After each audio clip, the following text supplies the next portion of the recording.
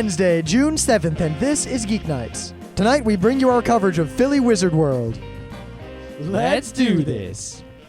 So anyone who breathes knows just how much I hate Sony, but I really have to reiterate today after the crap they put me through. There are people who don't know you, and they breathe. And they know. Kids born today, their first words are, "Wow, Rim hates Sony." It's like those worms in that Family Guy episode.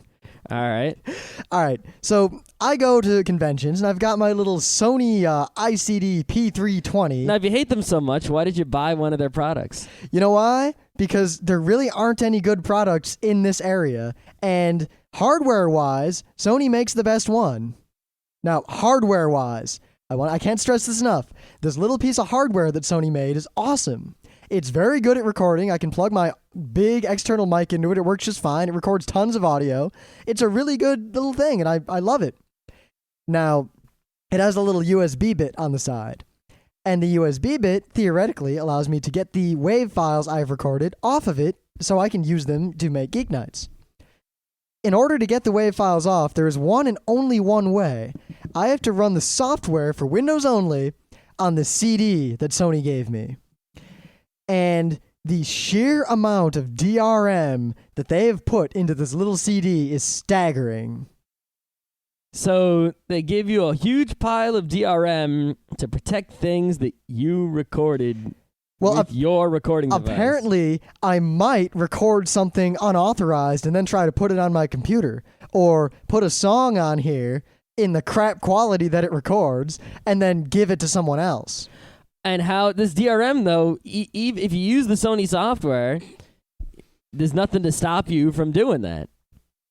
Is there? Yeah, there is. You can't, if you put a file onto this recorder from a computer, you cannot get it back off. It's flagged as ungettable. That way you can't share anything. It also flags things based on what computer and user ID recorded them. And if you're not the same user ID, you can't get it back off of the device. You can only put things on the device. Well, what if you go to a concert, record something on the device, take the device home, take the WAV file off, make an MP3, and send it around the net?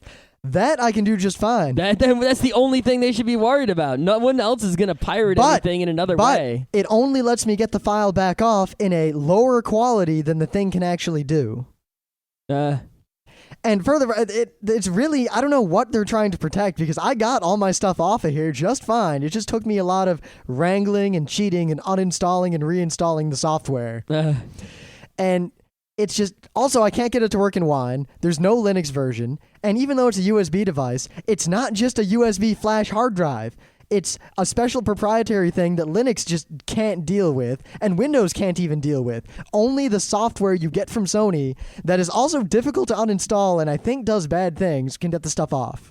You might have gotten rootkitted. You know what? That's fine. I actually expect that I got rootkitted. I don't use that Windows for anything in the world other than the stupid Sony recordy bit. Why don't we make a recordy bit that doesn't have DRM and sell it? You know what? That's not a bad idea. It's not at all. Though I think eventually I'll just buy a good SSR from a reputable company. The problem is I have to get a professional one that costs hundreds of dollars more than this thing. Yep, those are pretty expensive, but also pretty awesome. They even have those super microphone inputs and all that jazz. So if you needed one more reason to hate Sony, god damn it. Yeah. All right. Yeah, anything happened to you today while I was at work? I sat at work all day, reading comics. So not working? No, not working. Then I came home. Surprisingly, you came home not too long before I did. I had to stop. It was raining. I left work. Yes, it was raining. I left work a little late because I had to finish reading the comic. You tell me about rain. I woke up, and it wasn't sunny, but it was nice out here. It didn't look like it was going to rain hard, if at all, when I woke up. So I drove to work, 50 miles to the south, into a fucking rainstorm. Rim does not own an umbrella, and Rim did not bring a coat. And Rim has to park far away from his job and walk around in the Bronx. I lost my umbrella. I need to buy a new one. Well, I had a broken umbrella, and then I left another umbrella on the train, so now I need to buy my third umbrella. Emily found an umbrella that she thought was mine but wasn't, but I took it anyway, and then it broke. It was just a crap buy at the newsstand city umbrella. It served me well for about 4 rainstorms. That's about how long those things last. It fell apart. I think Katsu or someone was swinging it around like a sword, and it just went whoop, Lol. It wasn't the best thing, No, not at all. which is fine. I'm kind of against umbrellas. I am pro umbrella. I prefer wearing a big, long coat and a hat as opposed to having an umbrella. Well, no one's making you use an umbrella. You know what? Damn straight. But I'll take an umbrella if I have the chance. And it's raining. I'm not going to use one in the non-rain. Yeah. That's a bit silly. Unless it's a parasol. No. Or a sunbrella. No, not going to use those. I've seen I'm people with those. anti-sunbrella. What if you are an albino? I'm not an albino. But what if you were? Say you were an albino.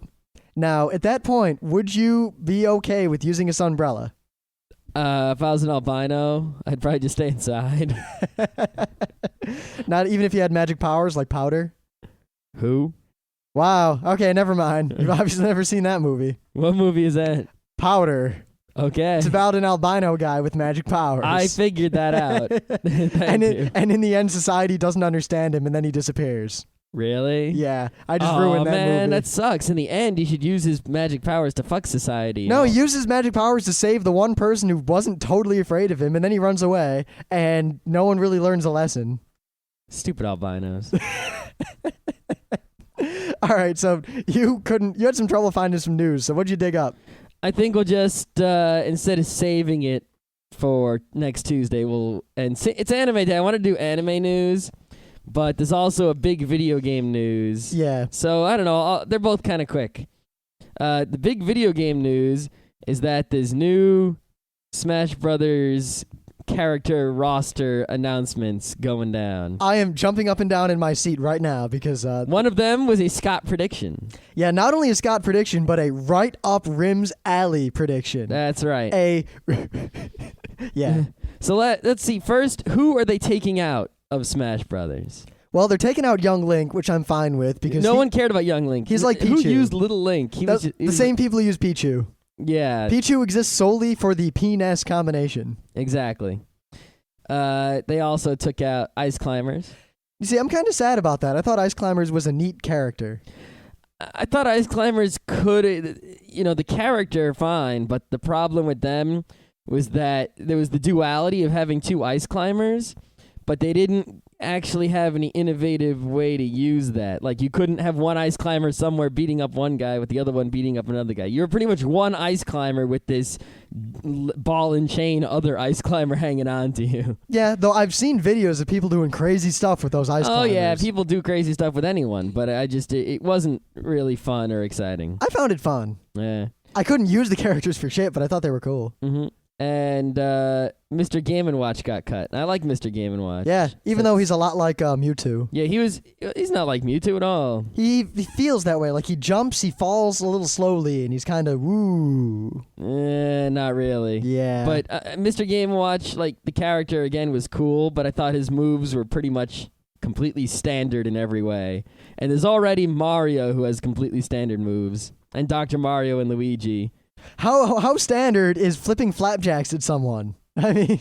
It's just a standard kind of projectile. It's not. All right, wait a minute. So apparently all the characters are standard because they either have a sword, a projectile, a jump fist kind of thing. No, he didn't have anything to differentiate him fighting-wise from a lot of the other characters. All right, then what's the difference between, say, Roy and Link? Nothing. They're both sword guys. That's what I'm saying, is that in Smash Brothers, they should really cut out the characters who fight similarly. All right, so get rid of Roy, get rid of Luigi. Well, you can keep them in there, but why bother making a whole separate character with just moves that are crooked slightly different? Have, like, different fighting styles, like sword guy, generic guy, gun guy, etc., and then just you can pick a model. So you'd go to sword guy, and there'd be like 50 sword guys to choose from, and it changes the way the model you use, but it's still, they fight like a sword guy. People seem to like the fact that they're all crooked slightly different. I know, but the thing is, this way you could really please a lot of people by having a zillion characters. Yeah, but I think you'd tick a lot of people off, too. But then you could also say there was sword guy Link and then sword guy Meta Knight. But, they would be, while their basic moves would be very similar, you could crook each one a little tiny bit. Like, maybe one's faster, one's slower, kind of like different carts in Mario Kart. You just move the meters around for each one. So So you can pick the I'm not fast with you sword on guy. this. I don't know. I felt that a lot of the characters in Melee were redundant, so getting rid of these characters removes a little bit of that. But now, for the added characters. Scott's prediction, Kid Koopa. Oh my God. If anyone out there knows me, I play Kid Koopa exclusively in any game I play where it's an option, and I defy you to pick it before me. Well, in Smash Brothers is okay, because there can be 4 Kid Koopas at once. Yeah. Rim is be all only about one. Kid Koopa. I just really like Kid Koopa. I don't know, maybe it's because I like dragons, and he's kind of like a little dragon. Maybe because I'm a big fan of Bowser, and he's like the cool punk Bowser kid. I like his little face mask with the painted thing on. I like him. I like him a lot. They got rid of Kid Link, and they added in Wind Waker Link. Whee! I guess that'll be fun, because he has some cool sword moves that the other Links don't have, and he also has some cool items that the other Links don't have. And it'll be weird to see like this cel-shaded guy fighting these ultra-realistic guys. Any more than seeing a 2-dimensional Game & Watch fighting everyone? No, it'll be similar, so that kind of... Oh, yeah. So it replaces the Kid Link and the Game & Watch. You just get Wind Waker Link in there, and you're all good. And the last one that they've added in is... Oh, Ridley.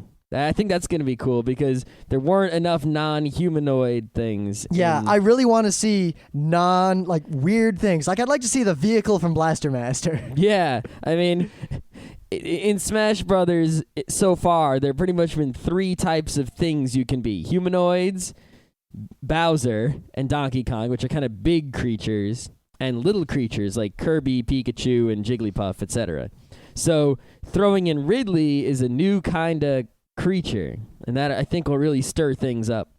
They should put in all kinds of other weird creatures that don't fit the usual things that are in Smash Brothers. Like the Blaster Master vehicle. Like the Blaster or Master the vehicle. Bionic Commando. Bionic Commando's humanoid. While he's humanoid, he's a man who cannot lift his legs enough to jump, yet he can fly around on a mechanical arm. Yeah, I think the problem with him is that you pretty much have to jump in Bionic Commando, so what if there's a flat map? What's he going to do? You know what? I don't care. I want him anyway. Okay. And I want Mega Man. Oh, Mega Man would be good, but again, he's real similar to Samus, and he's a Capcom character, so good luck. Though they could make a Mega Man if all of his attacks were turned into a classic Mega Man bad guy with all their powers. Yeah. You could pull it off. Yeah. Whatever. Okay. Anyway, in my news, someone is formed, and I'm not going to talk about the details because I'm not really fans of these people. Now, there is the Pirates Bay. There is also the Pirate Party, which is a political party over there. Yep.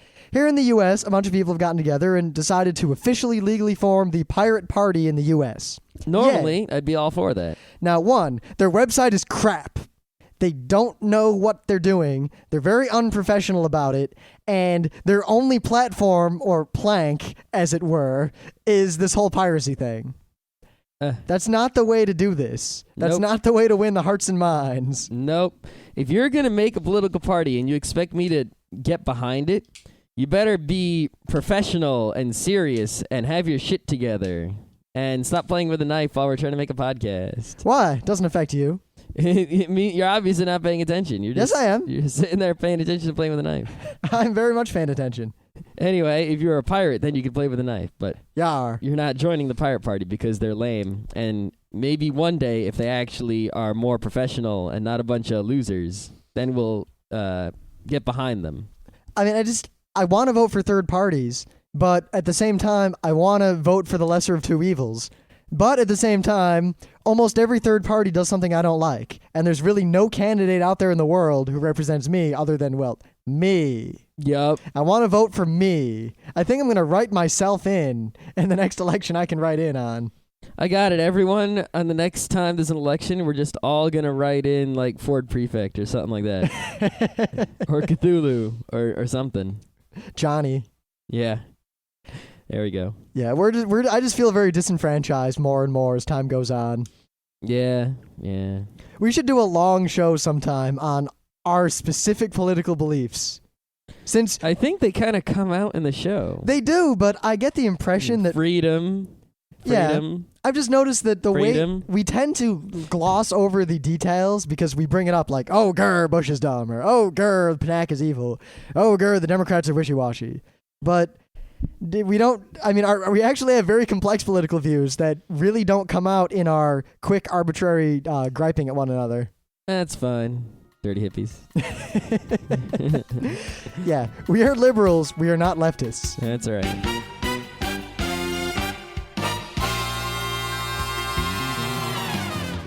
Things of the day. Now, we've talked about Sega Satan Sashiro before. He's not been a thing of the day, but we have periodically brought him up because he's one of our minor heroes. I've linked to my thing of the day today. Someone has made this looks like it's an old music video. I think it's legitimate from overseas. But anyway, it is a compilation set to music of almost all of Segaton's videos. It is quite epic and awesome, and I suggest you watch it.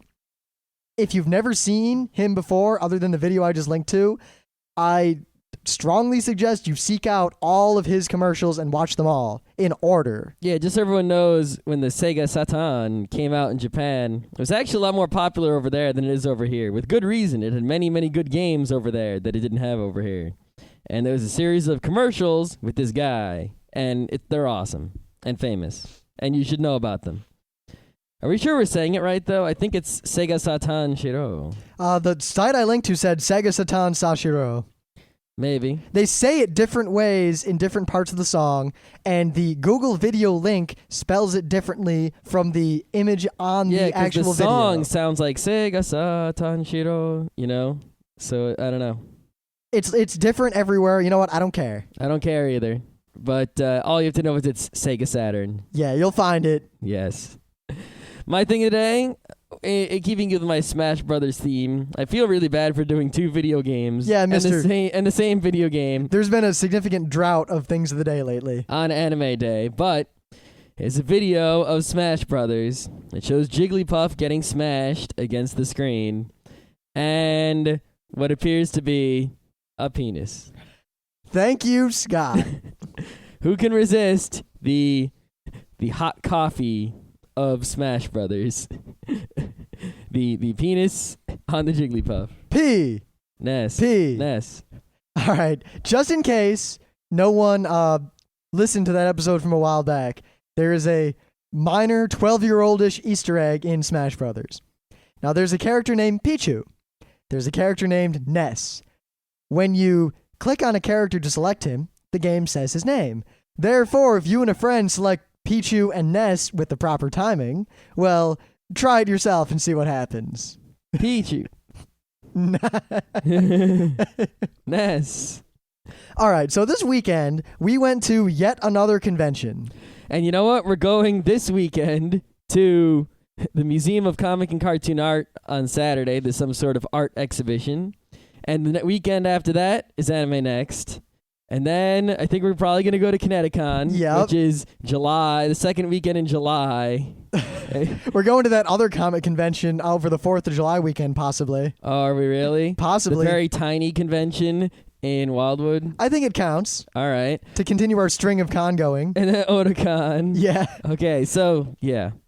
It's convention season. What can I say? And last weekend we went to, for a few hours on Saturday, Wizard World Philadelphia. Now, this is unique in the cons we go to in that it is a comic convention as opposed to an anime or gaming convention. Yes, this is the first. I've been to comic conventions before, but mostly the small kind, like in a mall. Never this big before. This is like a real comic convention. All right, shall we talk about the events in chronological order? All right. So it was pouring rain, and it sucked driving there. It sure sucked driving there. In fact, it had rained continuously from when we left our house until we got to Philly, and then the next morning when we drove to the con, it was still raining. Yeah, but we didn't have too much time finding the place, or driving around Philly was a lot more pleasant than driving around, say, New York. Yeah, or Chicago. It was like driving around Albany, but with roads a little bit more crowded. I caused an accident the last time I drove in Chicago. Ooh, I've never driven in Chicago. You know what? It really sucks. Yeah, we found parking pretty easily, but since it was raining, we did have to walk through some water to get to the con. But it was good that we waited for the line to get a bit shorter before we went over there. We sat in the car for maybe 10 minutes, playing DS and whatnot. And when we got over there, the line only took about 10 minutes. Then we paid, $25 for a one-day pass? Yeah, I would like to note right now that I want my $25 back. Yeah, okay. $25 for a con isn't a really bad deal, except when the con, doesn't provide. Otacon's what, $50? I think they raised it, but yeah, there was a time when it was $50. All right, Otacon's about $50. I'm not going to bother to look. It might even be $40 for all I know. That means this con would have to be half as good as Otacon. Not even close. For one day, keep in mind. Yes. 1 day. 1 day. So already the entry price is a rip. I say $10 would have been fine. Yeah. More like $5, We didn't go in any official capacity, so we didn't get in free like we're kind of used to. Yeah. Now, they gave us these to register into the con. One, their badges were totally counterfeitable. Okay, not only the badges were counterfeitable, but I like to point out, when you go to an anime con or every con I've been to, you get to either they print your name on the badge or you put your name on the badge. These badges were just stock. You got a barcode. Yeah. That didn't do anything because they didn't scan it or look at it or anything. They just stuck it in there. Yep. And it seemed like no one really had customized badges except maybe guests and such. Now, they gave us a survey to fill out while we were in line that was also a registration form. Now, aside from the fact that it asked a lot of personal questions I really didn't feel comfortable answering to a freaking comic convention, Yep. it had a wonderful bit where at one section it had a little checkbox area, a square, and next to it said, yes, please sign me up for affiliated blah, blah, blah, blah, blah, blah, blah, It basically newsletter. said, please send me newsletters from the convention, Wizard, because it's a Wizard World convention. Yeah. So it said, yes, Wizard, please send me all your newsletters to my email address. Now, the yes was already checked off when we got it, and there was no option. So basically, what it meant was if you enter your email address, you're going to get newsletters. So obviously, we didn't enter our email addresses, and sadly, no one cared because we really wanted to fight with them on that issue. Yeah, because they also wanted my home address and phone number and all this information that really wasn't cool. They wanted to know how much money we make. Yeah, I mean, a survey is fine, and I answered some of the questions, but I left a lot out that I wasn't going to tell them that they shouldn't ask. There was one funny question where it asked, how many people did you tell you were going to Philly Wizard World? And we were like, hundreds and hundreds. Lots. Lots of people. The options were 1, 2, 3, 4, 5, 6 other. Other. A lot. 7+. All right, so we got our badges. We went in the con. The con was one big room. Well, there were other rooms outside for panels, but most of the con was just one big room. Yeah, none of the panels are really interesting to us, and some of the panels required tickets that you had to pay for. Like if you wanted to see Kevin Smith, you would have had to buy a ticket on Friday separate from your con ticket. Now, I don't like that. At least at anime cons, the policy is if you pay for a con, you get everything that con has to offer for no more money. Mm-hmm. Your admission is it.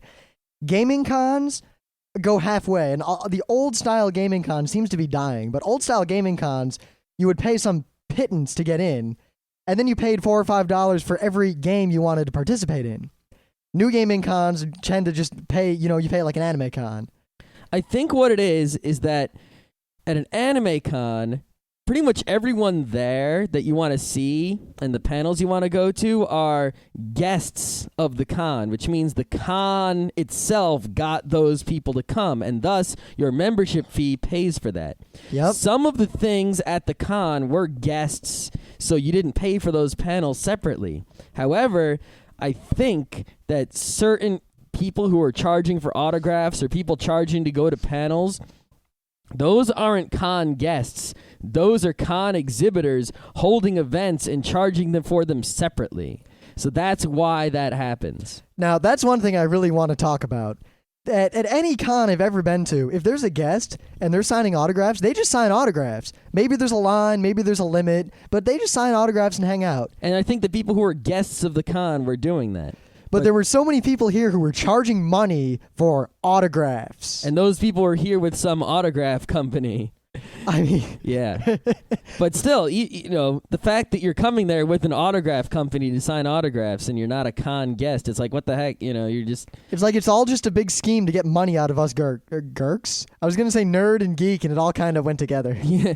Uh-oh. Gurks. Don't start a new word. Nerks? I don't know. Geards? I don't know.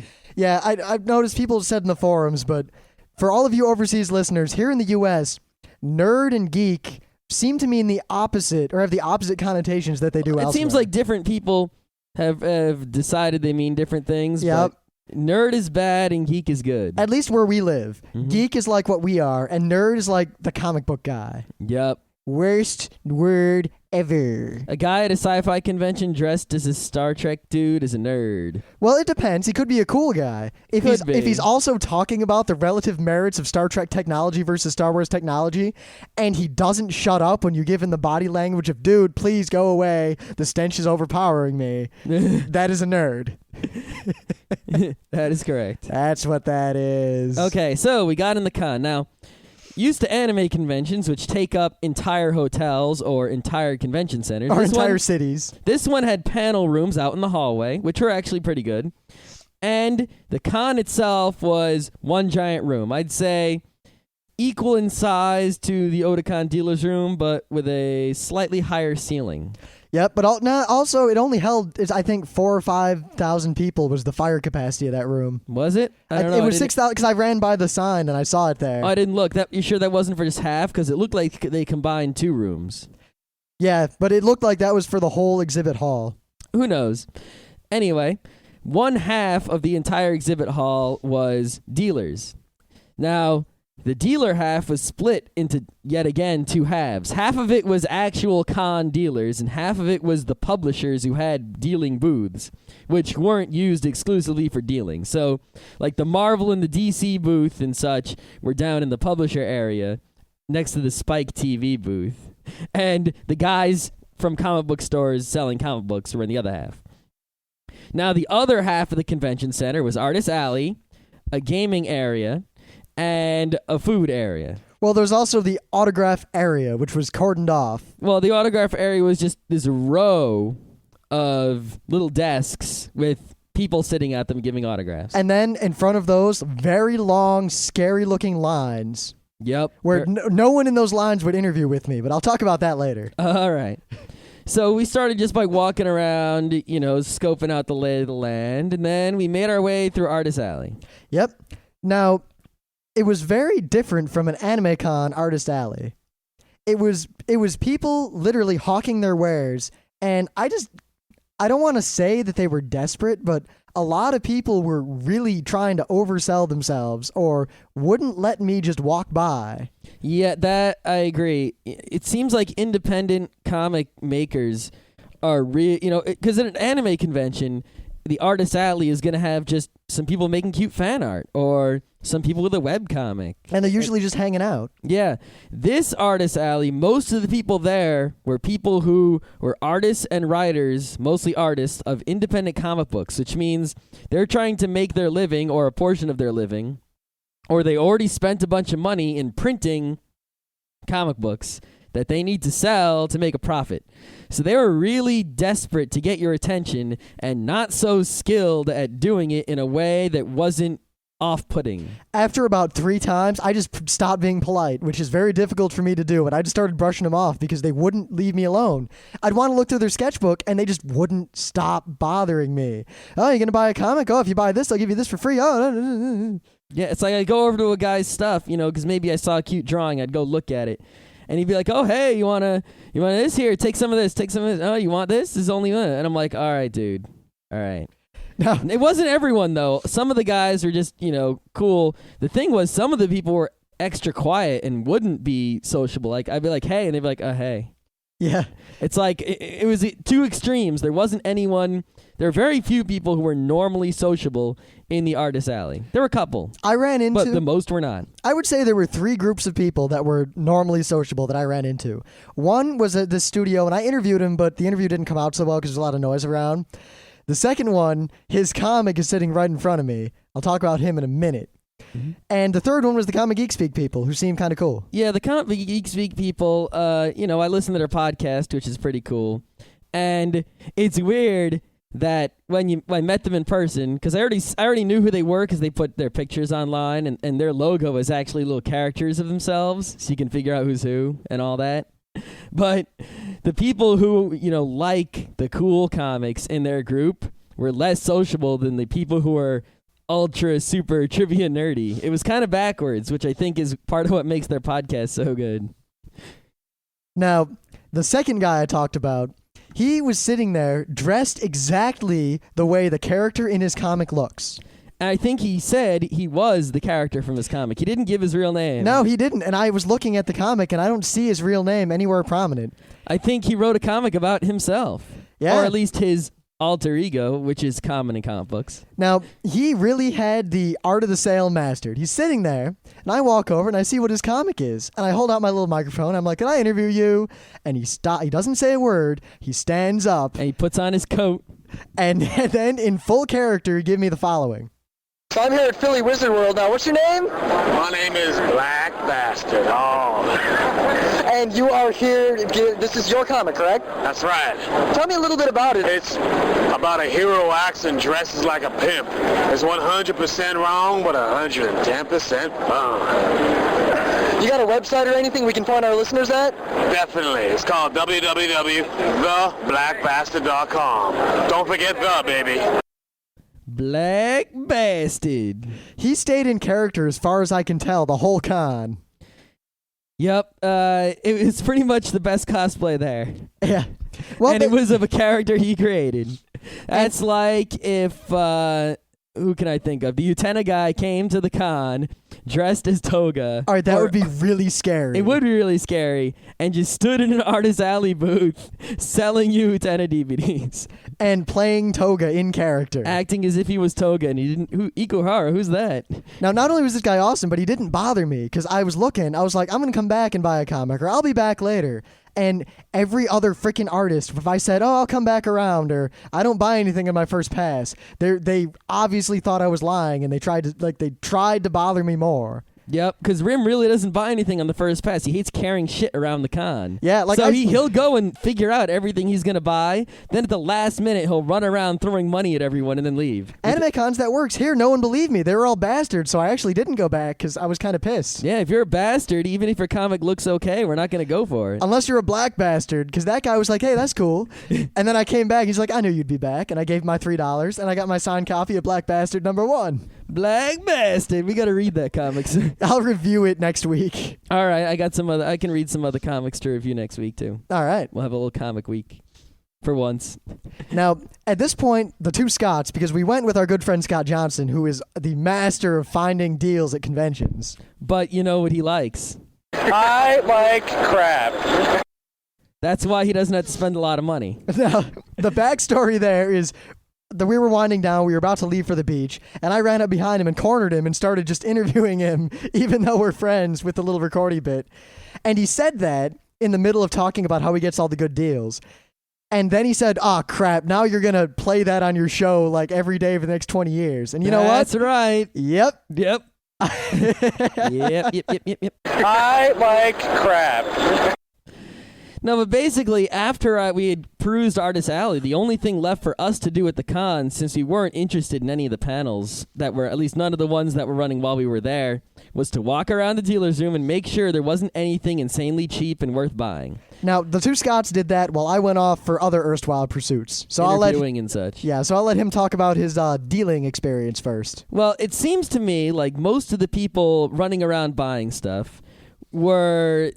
They had a list of comics that they wanted because they were collectors, and they were looking, they had the list that they in their hand, and they would look through bins for anything on that list and pull it out and make a pile, and then once they had a pile big enough from one dealer, they would pay for it and go to the next dealer trying to fill up their whole list, starting with the cheapest stuff and going to the expensive stuff, vice versa. I saw dudes walking around with like a couple hundred comics in a big old sack. Yep. Of course, there was a lack of bags. Someone should have called up Bandai, who always has the good Otakon bags. I mean, they had Sony bags, but they disappeared right away. and they weren't even really that big. Yeah, I've still got my Bandai bag. That thing is really high quality. Yeah, and the con bag was really crappy. And mine broke. yeah, someone needs some better bags, like the nice Viz bags. Viz always has awesome bags with the canvas and everything. I have 2 Viz bags. Anyway, I was looking for one comic. What, that Spider-Man 2099? Spider-Man 2099 number 36. But I bought that. I bought Spider-Man 2099 when I was a kid, and I got 1 through 34 or 35, something like that. And 1 through 35 I got when I was a kid. Then recently, because I started buying comics again, I found an eBay auction, and I acquired 37 through the end. That leaves out number 36. Apparently, it's impossible to find. On eBay, it's $5. I could get it for like a lot of money, but it's not worth paying because if I found it at a con, it would cost me 25 cents. Or 10 cents. Or 10 cents, which I'll talk about too. So the good part of the con, there are 3 things I was looking at. 25-cent comic books, 50-cent comic books, occasionally $1 comic books, but only, super rarely, and half-off trades. Half-off trades are awesome. That's what Scott Johnson loaded up He on. bought a pile. Ant-Man? Yeah, Essential Ant-Man. 50% off, he buys it. Now, funnily enough, Ant-Man came up in conversation like 15 times that weekend. Because he read, Ant-Man was the first comic he read You know in what? the car. If he had read a different comic in the car, that would have come up. When all you have is a trade of Ant-Man, every problem looks like an ant. Yeah. The thing is that, there weren't, for all the fact that the only thing for me to do at the con was look at cheap-ass comics, only maybe 5 or 6 of the dealers had cheap-ass comics. Most of them had a million expensive Silver Age comics like on a wall. Yeah, there were 3 or 4 dealers exclusively selling old, expensive comics, which I wanted nothing to do with because they're terrible, and only really collectors care about them because reading them is painful. And if they're good ones to read, they've been reprinted in trade paperback since, and I can go get them for half off. Also, there were guys selling scary collector stuff, like comics sealed in hard plastic things with like grade numbers on them telling you how mint they are. There was that auction service that was selling collectible auction services. Wow.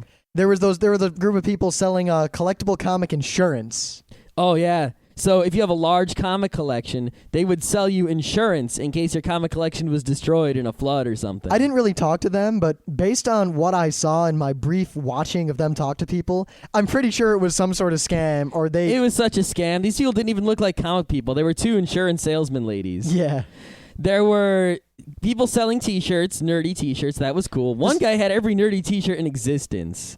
I wasn't about to buy anything from him because he was hideously overpriced. How much were his hoodies? Oh, God. They were $45. $45 hoodie? Forget it. But he did have a wide selection. So. However, you can get all that stuff at an anime con or, on the internet. Yeah, for much cheaper.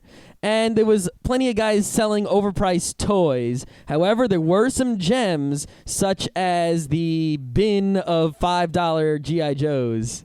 That was pretty good. Yep. The guy basically had old G.I. Joe toys with all the accessories in little plastic bags, and you could root through the bin, pick out any plastic bag you wanted, and it was a set price of a few bucks. One guy had, in the middle of all this crap, because he had like this pile of crap laying somewhere, and one item was the Azumanga Daioh box set. Awesome. And I was like, how much is this? And he didn't know. Like, he was like, and there was no price on it.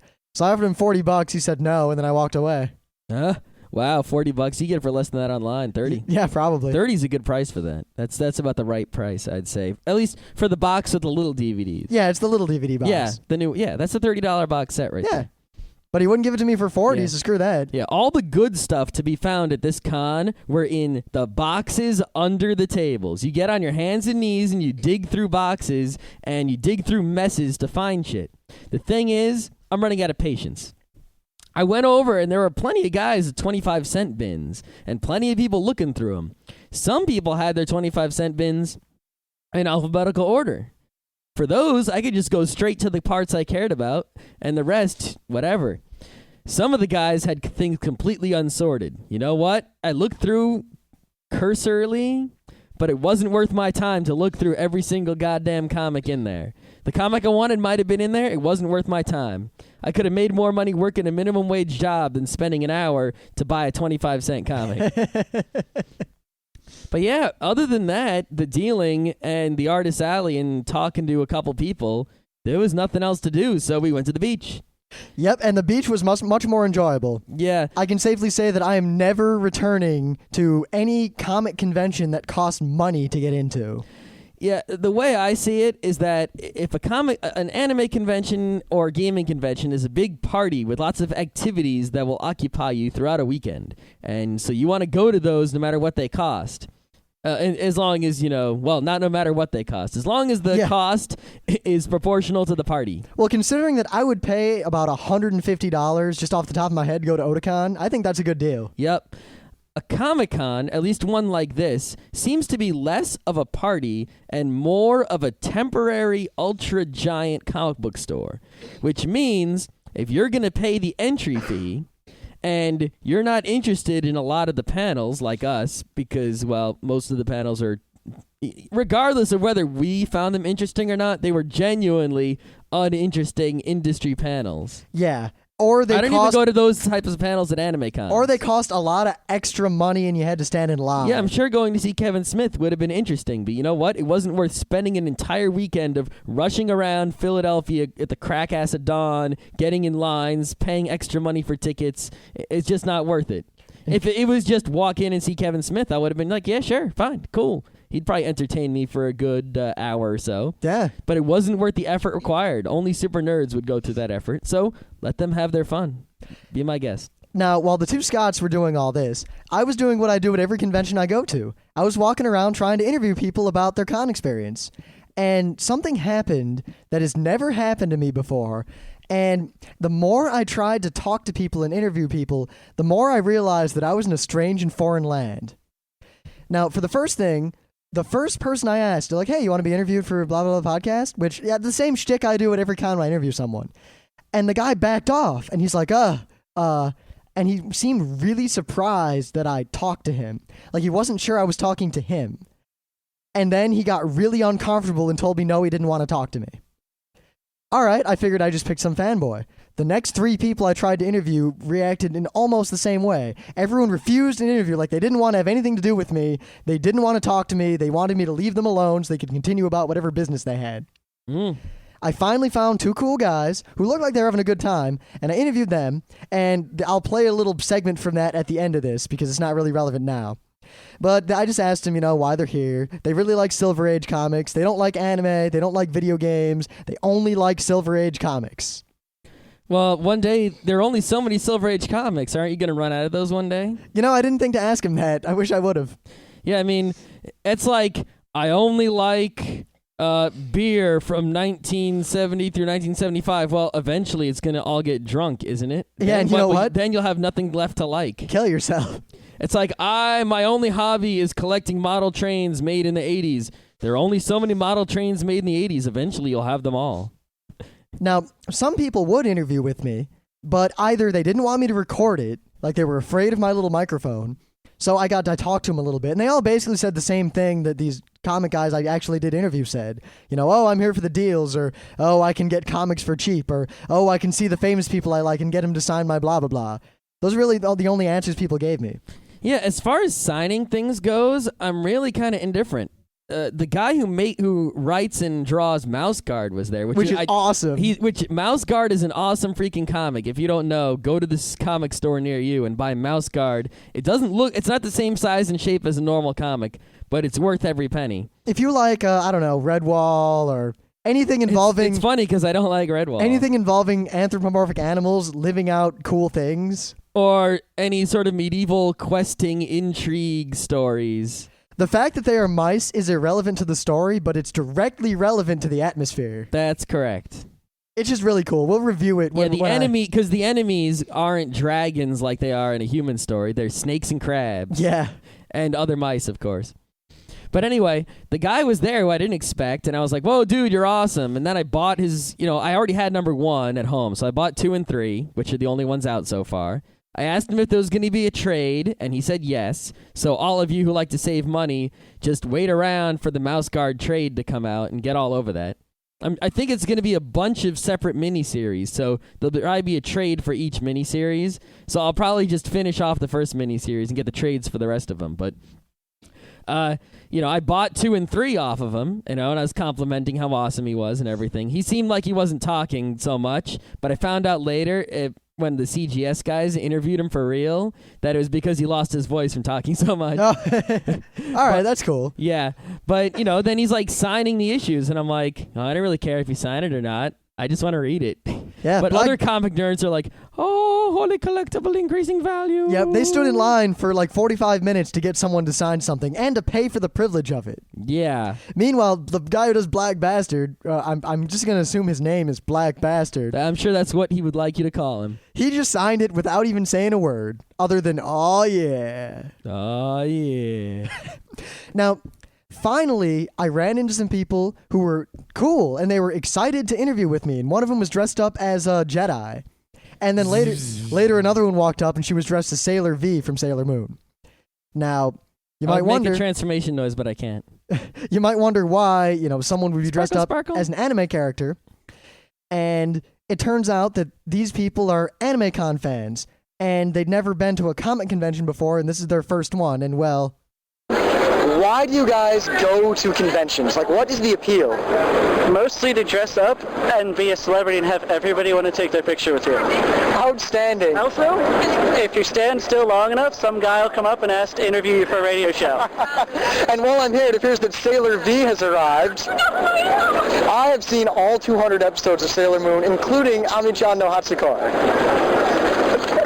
So you're obviously an anime fan in addition to...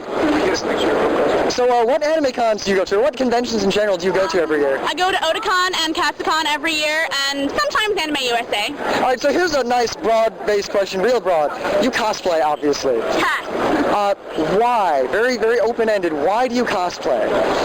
I love sewing, and I really like attention. That's the root of it. All right, then here's another broad question. Obviously, this is a comic convention, which is often very different from an anime convention. Do you like one more than the other? Like, what's the difference between the two? Well, this is actually my first comic convention ever, so I'm still forming my opinion. I dragged her. I dragged her to it. That would be my boyfriend. It's a lot less people cosplay here. It's very interesting. I'm kind of still getting used to it. Now, after I turned the mic off, they talked a little bit more, and their basic impression of comic conventions is that everyone's kind of scary, and they're kind of boring, and there's nothing to do, and no one cosplays. Yeah, I do think that the general Comic-Con atmosphere is one of isolation. I mean, it comes down to a few things. I talked already about how the name tags, you don't even put your name on them, so they're not expecting you to be social. 2, there really aren't any group activities at the con other than the small gaming area. Everything to do there is an individual thing. And the gaming area wasn't just free gaming, like, go set up a game and play it, or here's some games to play. It was definitely we are plugging this set of games, come here and play them with us. Yeah, it was WotC. WotC was all over it. Anime cons have plenty of solitary things to do, but they also have plenty of group things to do. Cosplay is a group activity. There's always role-playing at an anime con. That's a group activity. There's all sorts of group things going down at anime cons. And there just weren't any group things at the Comic-Con whatsoever. Also, I'd like to point out is that anime is a group activity. You sit together with people and enjoy watching animated shows in a group. You don't do it all alone. Some people do it all in your room, but it's mostly you do it together. Yep. Reading comics is a personal thing. You sit down alone, you comic book and you don't sit around with a group of people reading comics. Now, you can, but it's not the same. Like, if you're watching an anime with 10 people, like that Host show, and something crazy happens, everyone goes, woo, and yells and screams and laughs, that's a group thing. If you're all reading comics together, you're not going to all have the same experience together and yell and scream together. Yep, I think it's not just... I think that the resulting attitudes of the people in their particular geekeries are mostly a result of the nature of the geekeries themselves. And it's not something people think about a lot. Also, that just it's probably related, but just the culture, it seems that anime and gaming conventions are wider nets. I mean, everyone who goes to an anime con for the most part likes anime. Everyone who goes to a gaming con for the most part likes gaming, and everyone who goes to a comic con for the most part likes comics. Most of the people who went to the Comic Con didn't like anime or just didn't watch anime or had no interest in anime or gaming for that matter. But most of the people who went to the gaming con like anime, and most of the people who went to the anime cons like gaming. Yeah, or at least there's a lot more crossover at the gaming and anime cons into other geekeries. Yep. And the crossover doesn't exist. Like at a gaming con, there is significant sci-fi and fantasy novel type stuff crossovering.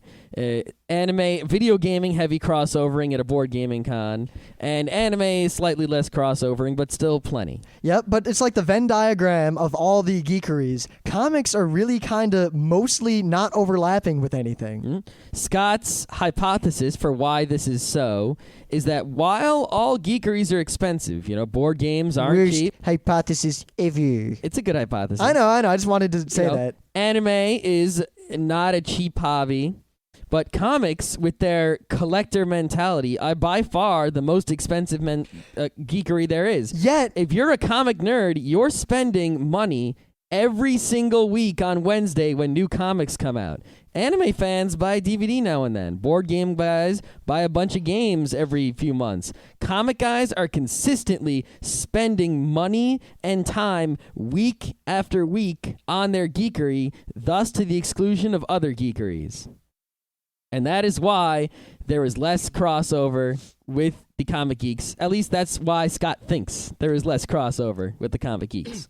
Now, very relevant to this, in the spirit of Anime World Order, which I'm more and more a fan of ever since I met them way back at Katsucon, I did my own search for the truth. Uh-oh.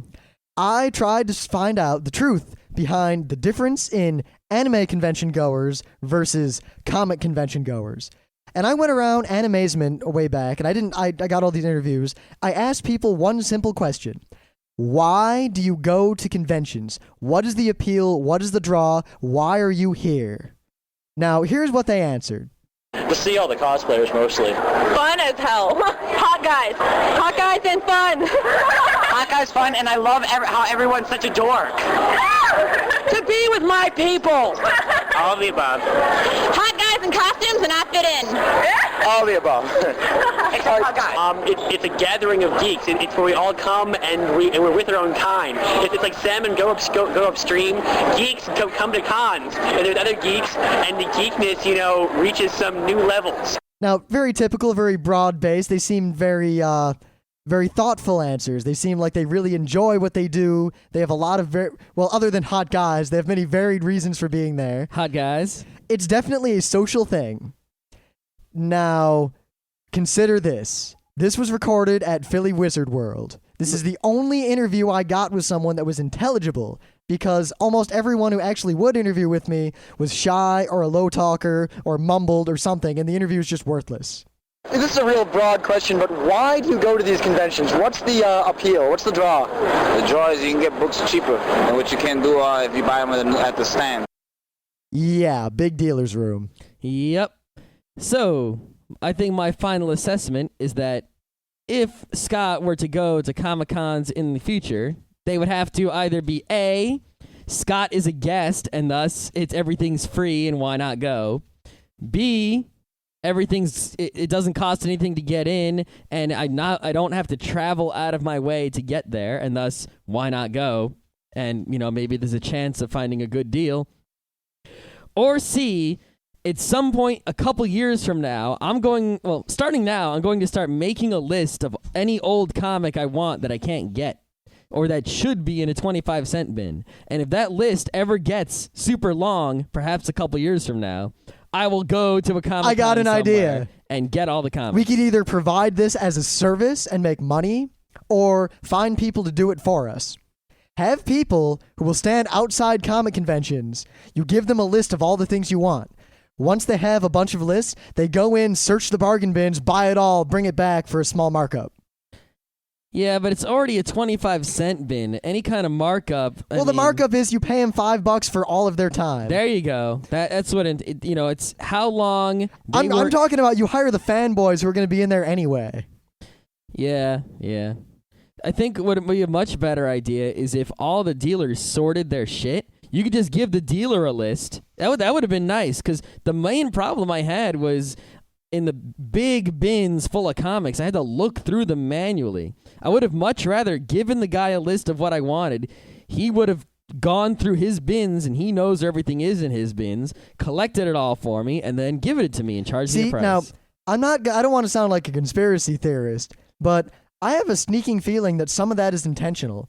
If you force them to look through, they'll might see other stuff and pick it up. Something might catch their eye. And when the price is 25 cents, you know, and stuff did catch my eye when I was looking for Spider-Man. I got Speedball just for hilarity's sake. But then again, I mean, we're pretty discerning, because actually while we were at the shore, the bookstore on the boardwalk were selling all of their old manga, which was mostly some pretty bad stuff, 25 cents. Well, they were selling the Comics 1 manga. And Comics 1, it's not manga, it's mostly Chinese stuff.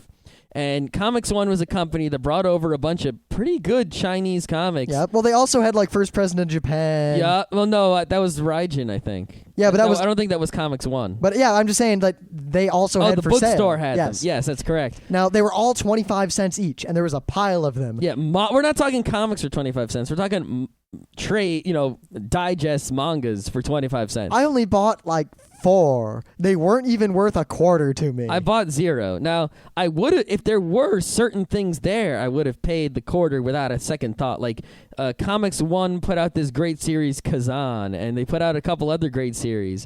But I think one called One, I don't remember, but I would recognize it if I saw it. And they didn't have those. If they would have, I would have scooped them up. Instead, they had basically complete crap that I wouldn't want to read at all. So I didn't buy it, not even for 25 cents. Now, one thing about the Comic-Con was you were not there on Sunday. On Sunday, one of the dealers changed his 25-cent bins into 10-cent bins. Whoa, now. If I had been there when there were 10-cent bins, I would have loaded up on stuff that I even had the slightest interest in, because, well, 10 cents for a comic book, man. Now, we're resistant, however. I have a feeling that the comic types who would buy the 10-cent comic then decide that they have to read the rest of it, and then the cycle continues. Yeah, well, like, for example, I went in and I saw Doom 2099. And now that's a comic that's kind of normal-ish, you know. I mean, I read Spider-Man 2099 when I was a kid. So Doom 2099 kind of goes with that, and, you know, he's pretty cool looking and all that. And I found in a bin number 1, 2, 3, 4. So I kept going and going.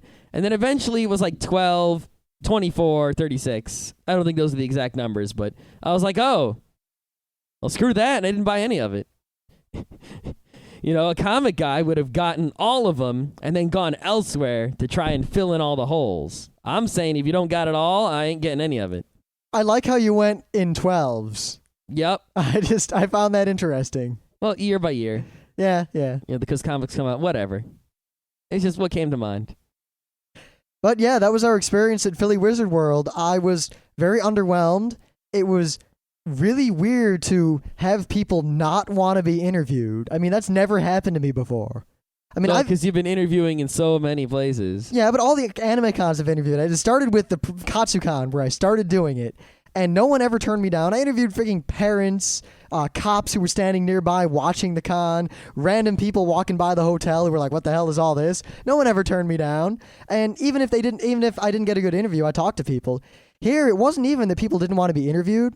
It's that they didn't want to talk to me. They didn't want to be bothered. The fact that I talked to them like broke them out of this haze that they wanted to retreat back into as quickly as possible. Yep. You know, and I didn't even really see people talking to each other other than people who came with each other discussing things they had bought and stuff like that. Except all the people who go to anime cons they seemed to be all together, like congregated in this open area. And they were all hanging out and having a ball and running around hitting each other with lightsabers. Oh, great. Yeah.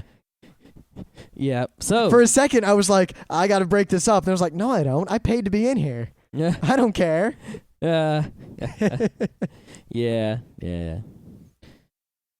Another thing was, you know, I already think I mentioned it, but there was a big giant booth for Spike TV and another booth for Sony, you know, with PlayStation shit, mostly PSPs and PS2s. Anime cons don't have that crap.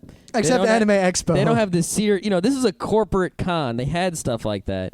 Anime Expo has that because that's also a corporate con. But you'll never see that shit at anime or gaming cons that we go to that are largely geek run and not corporate run. Yep. When you have volunteers doing everything and it's just people who want other people to have a good time, things always seem to work out better than if you're paying people to provide a service to other people at a profit. You also have to remember this is Wizard World, Wizard Magazine, as in the magazine about comics and superheroes and shit. They're running this con, so the con is going to be exactly what you expect. It's like going to a Wizard magazine full of superheroes and collectors and price guides and all that Wizard magazine crap. And that's what it was. Corporate, comic book, whatnot. So, in closing, I like crap.